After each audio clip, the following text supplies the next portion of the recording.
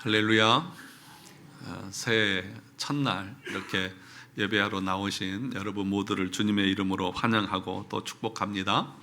올 한 해 동안 여러분 가정과 또 사업장과 또 여러분의 자녀들의 삶 가운데 하나님께서 예비하신 은혜와 은총들이 넘쳐나는 그런 축복이 있기를 주님의 이름으로 축원합니다. 새해가 되면 모두가 희망을 또 품고 또 새로운 계획을 가지고 올해보다 작년보다는 올해가 더 나았기를 기대하고 또 출발을 합니다. 그래서 우리가 늘 새해가 되면 인사가 있죠. 뭐라고 말하죠? 새해 복 많이 받으세요. 우리 옆에 있는 분들에게 한번 인사하겠습니다. 남편도 있고 아내도 있고 자녀도 있는데 새해 복 많이 받으세요. 네. 그런데 성경에 보면 어떻게 하면 우리가 희망을 품을 수 있고 소망을 가질 수 있고 또 하나님 안에서 복된 인생을 살아갈 수 있는지를 분명하게 가르쳐주고 있습니다. 야고보서 1장 17절에 보면 온갖 좋은 은사와 온전한 선물이 다 위로부터 빛들의 아버지께로 내려오나니 그렇게 말합니다. 온갖 좋은 은사와 선물이 누구로부터 내려온다고요? 빛들의 아버지 하나님으로부터 온다, 그렇게 말씀하고 있습니다. 또 시편 73편 28절에도 보니까 하나님께 가까이함이 내게 복이다, 그렇게 말씀하고 있습니다. 그러니까 복 대신 복의 근원이 되시는 그 하나님을 가까이 할 때에 온갖 좋은 것들을 우리가 누릴 수 있다는 것을 성경은 우리에게 가르쳐주고 있습니다. 그러므로 하나님으로부터 멀어지고 예배로부터 멀어지는 것, 그것은 우리가 사막에서 물을 찾는 것과 같이 어리석은 것이죠. 정말 여러분의 인생이 복이 차고 넘치고 여러분의 인생에 소망으로 가득 차기를 진정으로 원하신다고 하면 복의 근원 되시는 하나님을 가까이 할 수 있기를 바랍니다. 예배를 가까이 할 수 있기를 바랍니다. 그것을 멀리 하면서 우리가 새해에 내가 계획하고 소망하는 것이 이루어지기를 기대하는 것은 그것은 어불성설인 것입니다. 앞뒤가 안 맞는 논리인 것입니다. 그래서 2026년도를 시작하면서 우리 교회의 표어를 오직 의인은 믿음으로 살리라 라고 그렇게 정했습니다. 다시 같이 한번 따라서 해볼까요? 오직 의인은 믿음으로 살리라. 이것이 올해 우리 교회의 표현입니다. 오늘 우리가 읽었던 로마서 1장 17절의 말씀에 근거해서 오직 의인은 믿음으로 말미암아 살리라. 이것이 우리의 신앙 고백입니다. 시작하면서 우리의 다짐이기도 하고 마무리할 때까지 우리의 소망이 되어야 할 것입니다. 우리 믿음의 선배인 종교개혁자들이 목숨을 걸고 가르쳐준 5가지 강령이 있습니다. 지금 현수막에 걸려있는 내용들을 보시면 오직 성경, 오직 그리스도, 오직 은혜, 오직 믿음, 오직 하나님께 영광, 이것이 종교개혁자들이 주장했던 내용들입니다. 여기서 가장 중요한 단어를 고르라고 하면 무엇이 가장 중요하다고 생각이 되어지십니까? 어떤 것이 가장 중요할 것 같아요? 센스가 있는 분들은, 눈치가 빠른 분들은 금방 알아챌 수 있습니다. 여러분, 성경이 중요하죠? 그죠? 그리스도가 중요하죠? 은혜가 중요하죠? 믿음이 중요하죠? 하나님께 영광이 중요하죠? 그 중에 5가지 중에 어떤 것이 중요할 것 같습니까? 5가지 다요? 아직 센스들이 없으시네요. 주보의 설교 제목이 뭐죠? 설교 주보 제목이 뭐예요? 오직입니다. 오직입니다. 저기서 가장 중요한 게 뭐라고요? 오직이라고요. 믿음도 성경도 은혜도 그리스도도 하나님의 영광도 아닌 오직이 저기에서는 가장 중요합니다. 다른 것이 중요하지 않다고 하는 것이 아니라 저 5가지 종교개혁의 그 강령에서 가장 중요한 것은 오직이라는 것입니다. 왜 그러냐 하면 오늘날 시대는 어떻습니까? 보편적인 진리는 없다고도 말합니다. 그래서 상대주의를 말합니다. 진리는 없습니다. 절대 진리는 없습니다. 나도 맞고 너도 맞습니다. 그러니까 너만 맞다고 주장하지 말라. 그렇게 주장하는 것이 오늘날의 신앙이고, 그 당시 종교개혁 당시에도 오직이 없었습니다. 구원의 길도 기독교에만 있는 것이 아니라 다른 종교에도 다 구원이 있다. 그래서 이런 비유를 쓰잖아요. 여기 남산을 올라가려고 하면, 남산타워로 가려고 하면 길이 여러 군데죠. 여기 후암동에서도 올라갈 수도 있고, 저 장충동에서도 올라갈 수 있고, 저 해방촌에서도 올라갈 수 있고, 저 충무로에서도 올라갈 수 있고, 올라가는 길은 같아요? 달라요? 달라요. 그런데 마지막 정상은 다 하나잖아요. 그러니까 모든 종교의 길은 다르지만 다 똑같이 구원은 있다. 이렇게 주장하는 것이 종교다원주의이고 상대적 진리를 주장하는 오늘날의 시대라는 것이죠. 그래서 우리 기독교인들이 우리에게만 구원이 있다 그렇게 말하면, 너희는 어떻게 이렇게 독선적이고 편협하고 그렇게 외골수적이냐라고 말하면서 그것에 대해서 반감을 가지는 것입니다. 그래서 여러분, 2026년도를 시작하면서 우리에게 있어서 가장 중요한 것은 무엇이냐면 오직이라고 하는 그 신앙관입니다. 오직 성경이에요. 그리고 오직 그리스도예요. 그리고 오직 은혜고, 오직 믿음이고, 오직 하나님께 영광인 것입니다. 그것이 우리의 가슴에 잘 박힌 목같이 박혀서 내가 살아가는 그 모든 것에 가장 중심에는 성경이 있어야 되고, 그리스도가 있어야 되고, 은혜와 믿음이 있어야 한다는 것입니다. 왜 그토록 오직이 중요하냐 하면, 종교개혁 당시 로마 카톨릭을 보면 그들도 성경을 다 받아들였습니다. 하나님을 안 믿는 것이 아닙니다. 그런데 문제는 오직 성경이 아닙니다. 자기들도 성경을 믿는다고 해요. 그런데 오직이 아닙니다. 거기에 무엇이 있습니까? 다른 것을 추가합니다. 우리는 우리의 헌법에, 또 여러분들이 신앙 그 직분을 맡을 때에, 서약을 할 때에 첫 번째가 뭐죠? 신구약 성경은 우리의 신앙과 생활의 유일한 법칙으로 믿고 따르겠습니까? 라고 말할 때 여러분들 뭐라고 말해요? 예 라고 말하잖아요. 그러니까 우리의 신앙과 그 삶에 있어서 유일한 법칙은 성경이에요. 성경만이 모든 것을 규정해요. 그런데 로마 카톨릭은 성경도 믿고 또 성경과 동등하게 교회의 전통도 중요하다. 이 교회의 전통이라고 하는 것은 무엇이냐면, 성경이 393년에 신약이 기록되기 이전에 사도들이 가르쳤던 구전으로 내려왔던 그런 모습들, 그런 것들도 성경과 동등한 권위를 가진다라고 말하면서 그것들도 주장을 하는 것이죠. 또 뭐라고 말하냐면, 오직 이 성경만을 말하는 것이 아니라 교황이 어떤 공회를 통해서 칙령을 발표하면 그것이 곧 성경과 동등한 권위를 가집니다. 그러니까 교황의 말이 성경이에요. 이런 신성 모독이 어디 있느냐 하는 거죠. 그러니까 종교개혁자들이 아니다, 교회 전통도 성경 아래에 있는 것이고 교황의 말도 성경 아래에 있는 것이지 어떻게 하나님의 말씀과 인간의 말이 동등할 수 있느냐. 그래서 그들이 주장한 것이 뭐예요? 오직 성경이다. 그 성경 외에 다른 것은 하나님의 말씀이 아니다라고 그렇게 말했던 것입니다. 사랑하는 성도 여러분, 그래서 이 카톨릭에서는 성경 외에도 성경에 없는 연옥교리라든지 마리아 무죄 잉태설이라든지 교황 무류설이라든지 이런 것들을 가르치면서 성경을 잘못 해석하고 성경에 없는 것까지 만들어서 자기들이 성경에 있는 내용을 그렇게 말하는 것처럼 그렇게 잘못된 것을 가르치고 있다는 것입니다. 칼빈은 기독교 강요 3권 5장 6항에서 이 연옥교리를 처음 얘기했던 그레고리 1세의 그 오류를 지적하면서 이렇게 비판했습니다.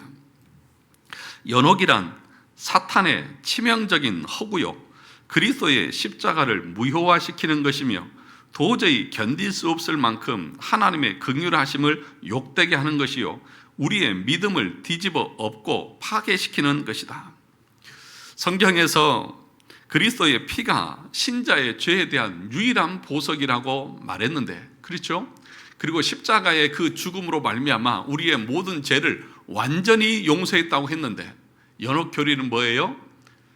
아직 죄가 씻겨지지 않은 사람들은 중간에 거기서 조금 죄를 씻고 다시 천국에 올라갈 수 있다고 그런 거짓된 것을 말하게 되면 그리스도의 십자가의 죽음이 무슨 의미가 있다는 것입니까? 완전하지 않고 부족하다는 것을 말하는 것 아니겠습니까?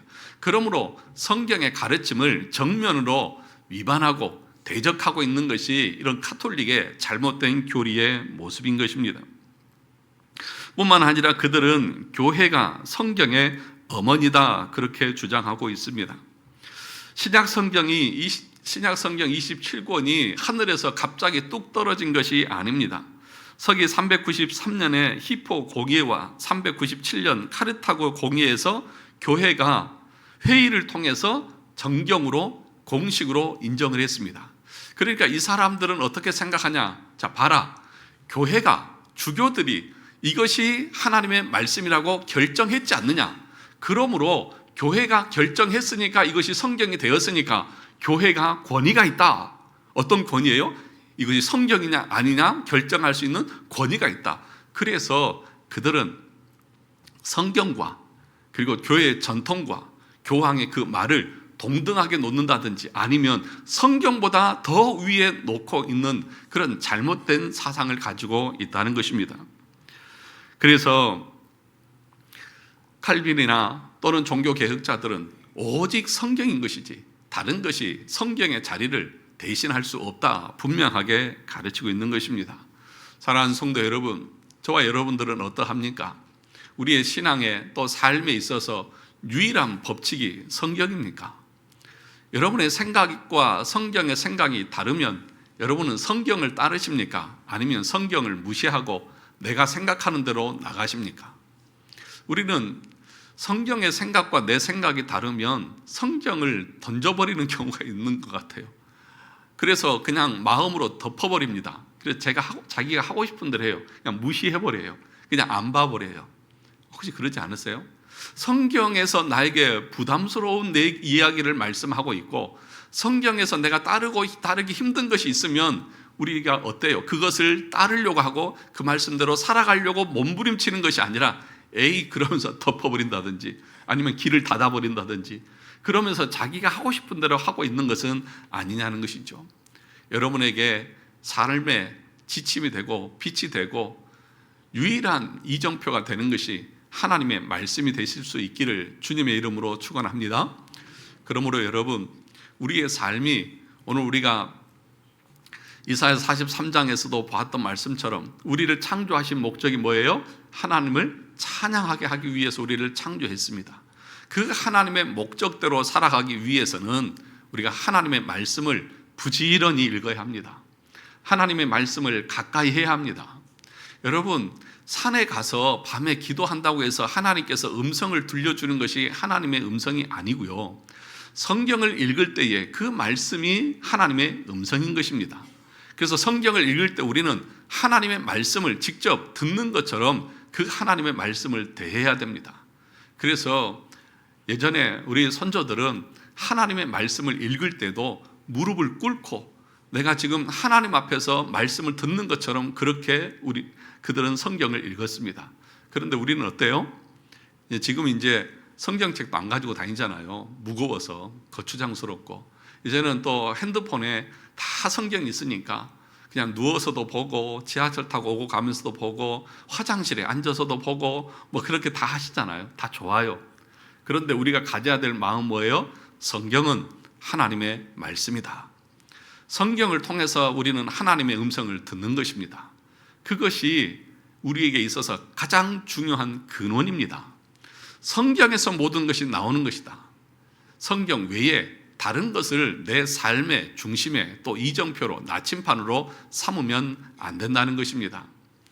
그런데 제가 연말이 되어서 성경 그 읽기표 그 일독 하신 분들 다 제출하라고 했는데 몇 분 없어요.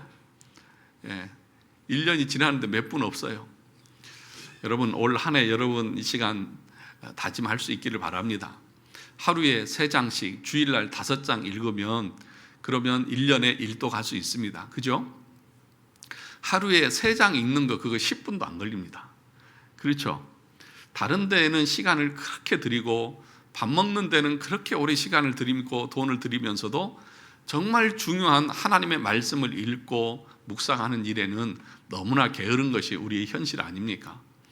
종교개혁자들은 오직 성경이다, 오직 성경이다, 우리 인생의 모든 것의 시작은 성경으로부터다, 그 관점을 우리가 늘 가져야 된다고 하면 하루를 시작하기 전에 성경을 보고 또 하루를 마치면서 성경을 보고 늘 성경을 내 옆에 끼고 살아가는 그런 삶이 되어지는 것이 여러분의 인생에 복이 되고 여러분의 삶에 하나님의 은혜가 풍성하게 채워지지 않겠습니까? 성경을 멀리하는 것은 샘을 멀리하면서 목을 축이기를 원하는 것 같은 그런 어리석은 모습인 것입니다. 저와 여러분들이 올 한 해 이 성경을 가까이 하는 은혜가 있기를 주님의 이름으로 축원합니다. 뿐만 아니라 로마 카톨릭은 믿음을 얘기를 합니다. 그런데 그들은 오직 믿음을 말하지 않습니다. 로마 카톨릭의 구원관을 가리켜서 뭐라고 말하냐면 신인 협력주의다, 그렇게 말합니다. 하나님도 필요합니다. 그러니까 우리의 믿음도 필요합니다. 그런데 사람의 의지도 필요하고 사람의 행위도 필요하다는 것입니다. 그래서 믿음 플러스 행위, 이 두 가지가 있어야 구원이 완성된다, 그렇게 가르칩니다. 그래서 카톨릭에서 가장 강조하는 것이 뭐예요? 선행이잖아요. 선행을 해야 그 공로가 쌓여야 구원에 이를 수 있다는 것입니다. 거기에 대해서 종교개혁자들은 뭐라고 말합니까? 오직 믿음이다, 믿음 외에 다른 것은 필요 없다, 그렇게 가르치는 거예요. 그러니까 99% 믿음 그리고 1%의 우리의 공로, 그렇게 되어지면 그리스도의 십자가의 그 공로가 헛된 것이 되어져 버린다는 것입니다. 사랑하는 성도 여러분, 1%의 인간의 노력이 들어가는 순간 그리스도의 십자가의 희생과 죽음을 불완전한 것으로 만들어버리고 무효로 돌려버리는 모독이 되어버리는 것입니다. 우리의 구원이 오직 뭐라고요? 은혜로 되어지잖아요. 오직 은혜잖아요. 그런데 거기에 1%라도 내 공로가 들어간다고 하면 오직이라고 말할 수 있습니까? 아니잖아요.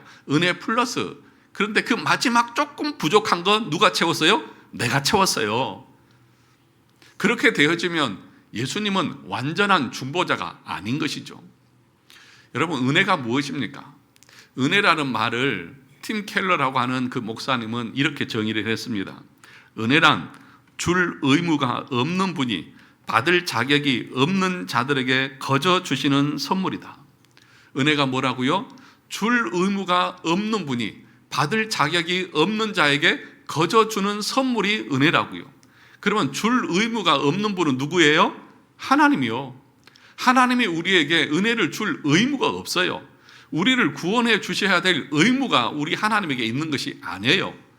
반면에 우리는 그 은혜를 받을 자격이 있어요, 없어요? 없어요. 받을 자격이 없는 사람이 누구예요? 우리요. 허물과 죄로 죽은 자들 아닙니까? 우리는 받을 자격이 없는데도 줄 의무가 없는 하나님께서 예수 그리스도를 통해서 구원의 은총을 베풀어 주시는 것, 그것이 은혜라는 거예요. 거기에는 우리의 공로, 우리의 선행, 우리의 자랑이 들어갈 자리가 하나도 없다는 것입니다. 에베소서 2장 8절과 9절 알지 않습니까? 너희는 그 은혜에 의하여 믿음으로 말미암아 구원을 받았으니 이것은 너희에게서 난 것이 아니요 하나님의 선물이라. 행위에서 난 것이 아니니 이는 누구든지 자랑하지 못하게 함이라. 볼륨을 조금만 높여주세요. 보세요. 은혜로 말미암아 주신 거라고요. 행위로 말미암은 것이 아니라고요. 하나님의 은혜라고요. 그런데도 로마 카톨릭은 뭐라고 말합니까? 그래, 믿음이 중요하지, 믿어야지. 그런데 믿음 플러스 행위가 있어야 된다, 공로가 있어야 된다. 그래서 이 로마 카톨릭의 구원론을 뭐에 비유하냐면 마일리지 구원론에 비유합니다. 여러분, 비행기 타면 마일리지 쌓이잖아요. 그래서 마일리지가 많이 쌓이면 이코노미에서 비즈니스로 또는 그 제일 좋은 좌석이 어디예요? 그렇게 이렇게 한 단계씩 올라가잖아요. 그런 것처럼 이게 마일리지가 쌓이고 선행과 공로가 쌓이면 네 구원이 가까워져 가는 거예요. 그런데 또 뭐예요? 만약에 우리가 죄를 짓고 잘못을 하면 그 마일리지가 어떻게 해요? 깎여요. 그러니까 로마 가톨릭을 믿는 사람들은 절대로 마음의 평안을 얻을 수 없습니다. 왜요? 내가 마일리지가 깎이면 지옥 갈 수도 있는데, 그래서 얼마나 두려움과 불안 가운데 그 신앙생활을 하고 있는지 몰라요. 그러면 사람들이 착각하는 것이 있습니다. 여러분, 로마 가톨릭은 자기의 선행과 공로가 있어야 구원을 받는다고 생각하니까 그런 로마 가톨릭 사람과 우리는 오직 믿음으로 은혜로 구원받는다고 하는 우리들과 누가 더 선행을 많이 할 것 같아요? 로마 가톨릭이 많이 할 것 같죠? 아닙니다.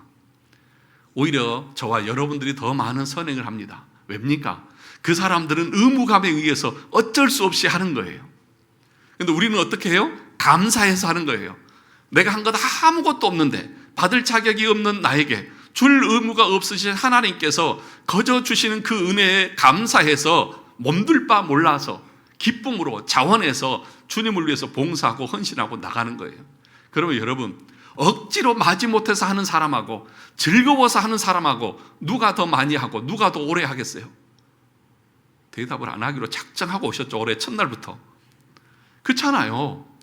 무엇든지 내가 하고 싶고 즐겁고 좋아야 더 열심히 하고 더 오래 할 수 있는 것이지, 억지로 마지못해서 이거 안 하면 내가 죽으니까, 이거 안 하면 내가 지옥 가니까, 그렇게 하는 사람과 그것이 오래 갈 수 있겠습니까? 여러분, 억지로 하는 것은 오래 못 갑니다. 억지로 하는 것은 어느 순간까지는 해요. 그러나 꾸준하지 않습니다. 그러나 그것이 좋아서 하는 사람, 즐거워서 하는 사람은요, 미쳐서 하는 사람은 하지 말라고 해서도 해요. 제가 우리 애들, 여기 우리 아들도 여기 있지만 청소년 시절에 게임하지 말라고 얼마나 말렸는지 몰라요. 그래도 소용없어요. 네. 지금도 게임해요. 네. 난 비난하는 얘기가 아니라 무슨 얘기를 하려고 하냐면, 자기가 좋아하는 것은 아무리 말려도 한다고요. 예. 자기가 즐거우면 아무리 못하게도 해요. 그러니까 정말 하나님의 은혜를 경험한 사람은, 정말 하나님의 은혜를 아는 사람은 하지 말라고 해도 못하게 해도 억지로 와서 정말 열심히 그 일들을 하는 거예요. 그러면 이런 사람들이 있을 것입니다.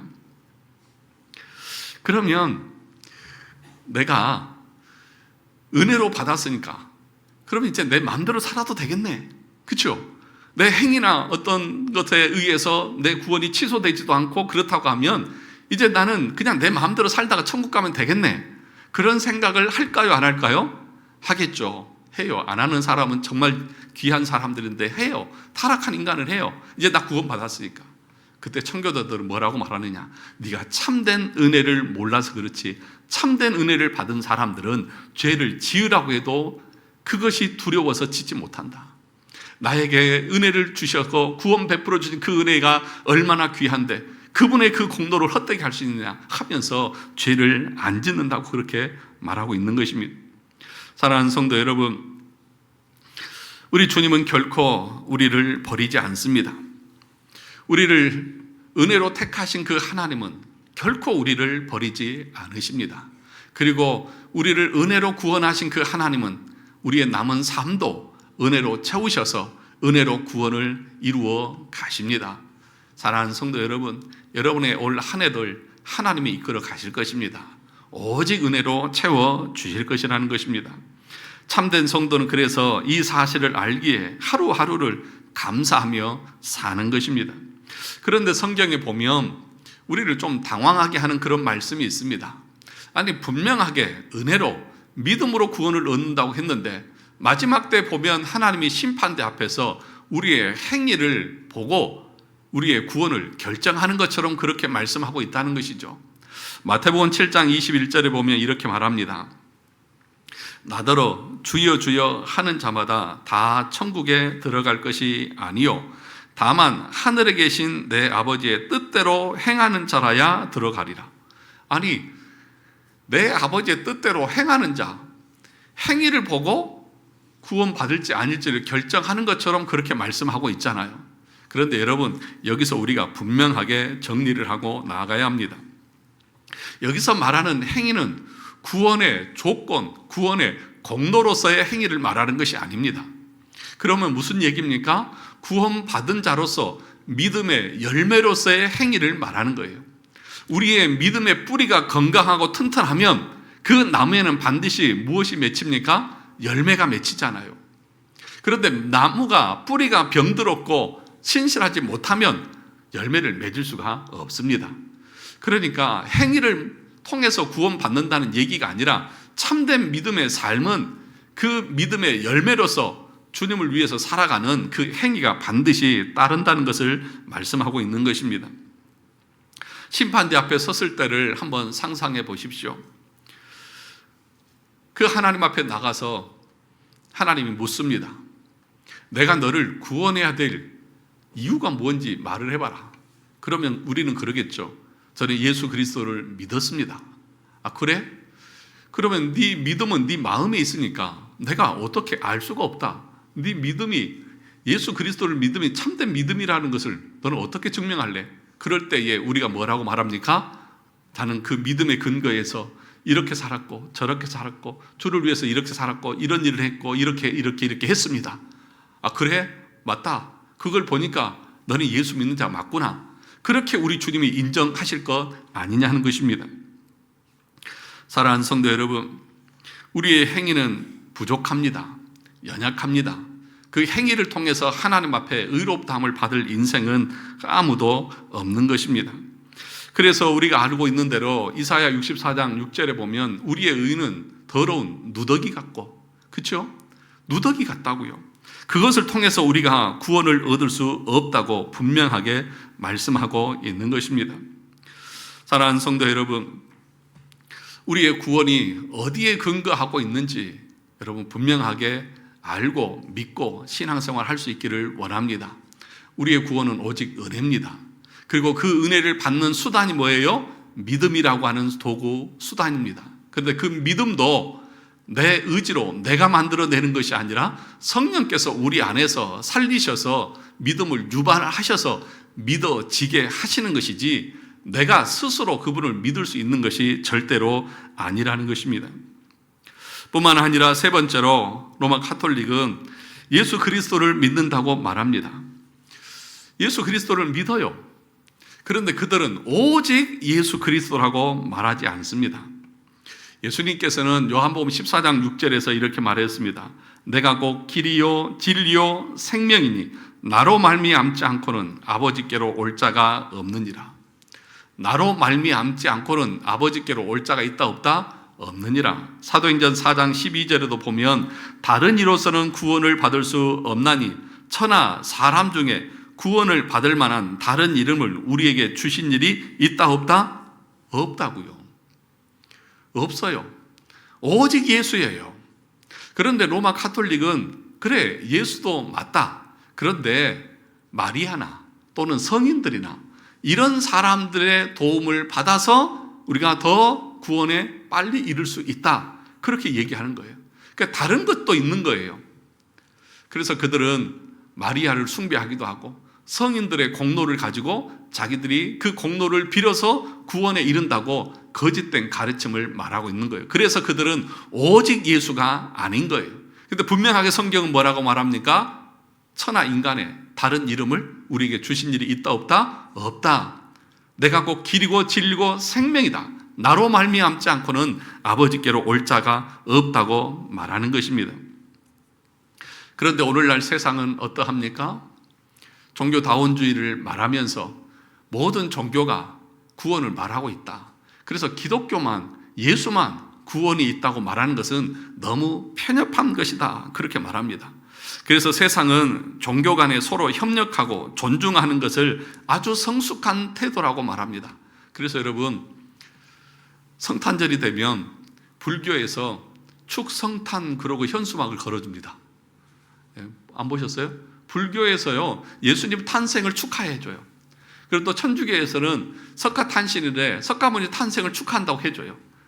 그런 모습을 보면서 세상은, 매스컴은 그래, 바로 저게 종교야. 저게 성숙한 종교의 모습인 거지. 서로 포용하고 용납하고 인정해주고 그것이 진짜 종교지.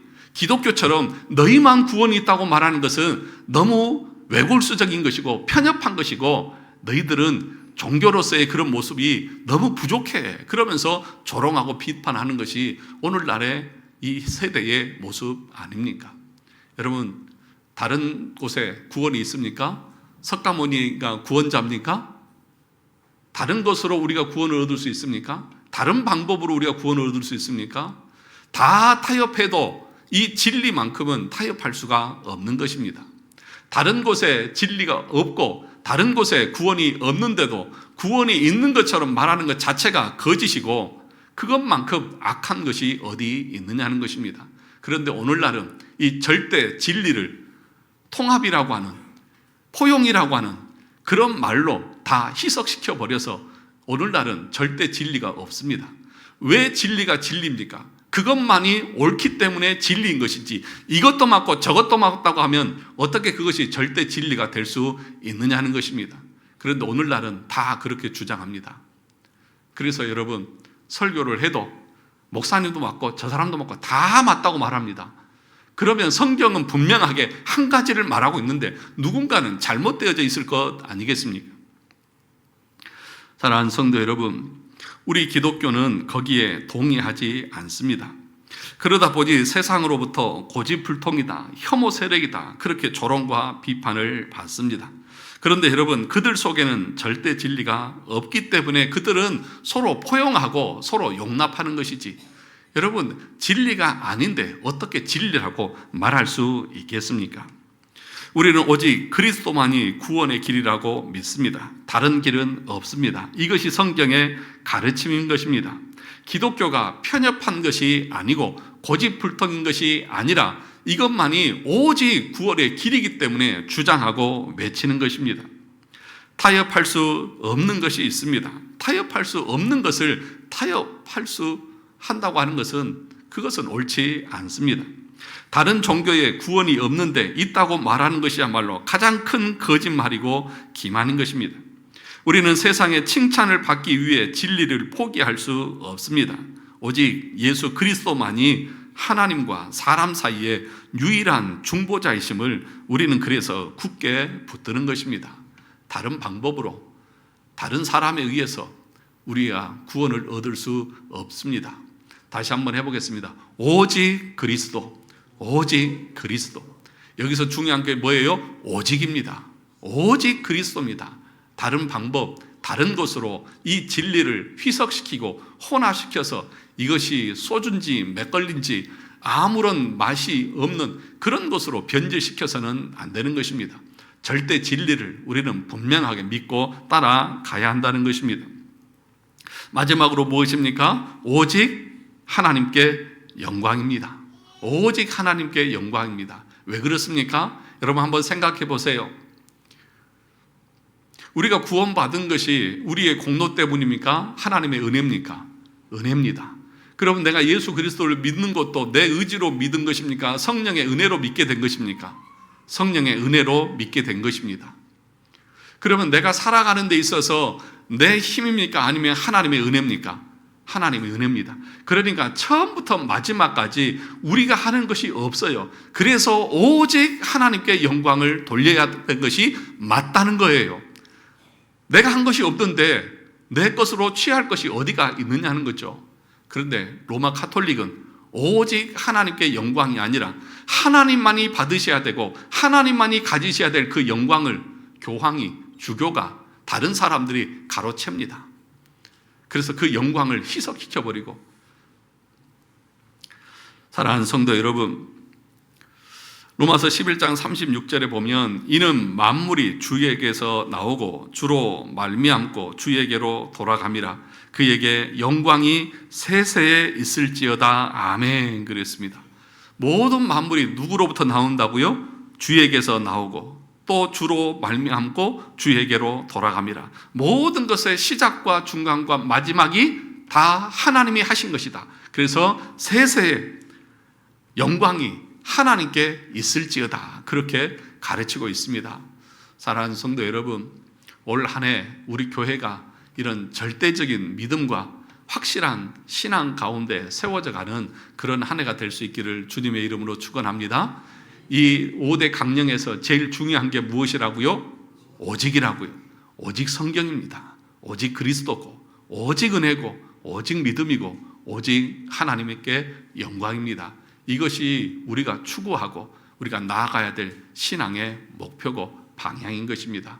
올 한 해 우리의 신앙이 세상에 휩쓸리고 희석되어지고 이것이 신앙인지 아닌지, 이게 참된 믿음이 있는지 아닌지 분간을 못하는, 이것도 맞고 저것도 맞는 그런 신앙이 아니라 오직이라고 하는 분명한 신앙관을 가지고 하나님을 섬기고 예배하며 나가는 그런 복된 한 해가 되시기를 주님의 이름으로 축원합니다.